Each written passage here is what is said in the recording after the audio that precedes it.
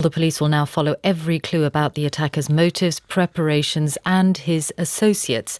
We're joined from Brussels by Professor Peter Neumann, who's director of the International Centre for the Study of Radicalisation at King's College London, and from Leeds by Iqbal Bana, deputy chair of the government's Hate Crime Advisory Group. Good morning.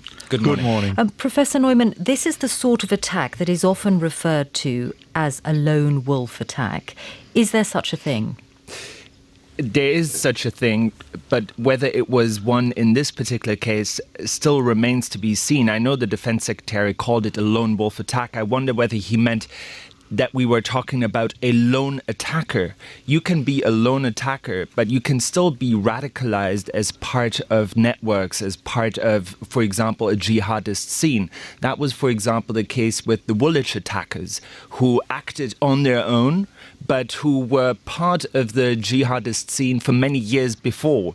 And we just heard that 7 people were being arrested in Birmingham. That doesn't make sense if the attacker was entirely socially isolated. So I think we need to learn a lot more about where this person came from.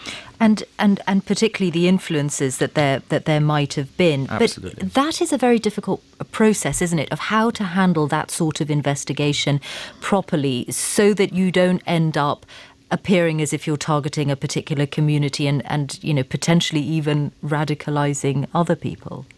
Sure. And I think we need to establish very carefully who was that person connected to, who did he hang out with, who was he active with on the internet. All of these connections, that's traditional police work.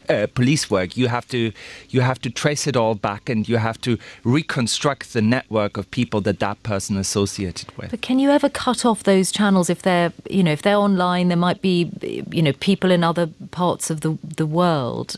To what extent do you think you can stop the process of radicalization? I think even though it is true that people are communicating very widely, and we even hear about people communicating with people in Syria, but I would say 90% of cases, you do still have traditional social relationships that center around a particular place. The reason we had these clusters in Britain, Cardiff, Brighton, Portsmouth, is because these people know each other. They went to high school together, they went to school together, they played football with each other.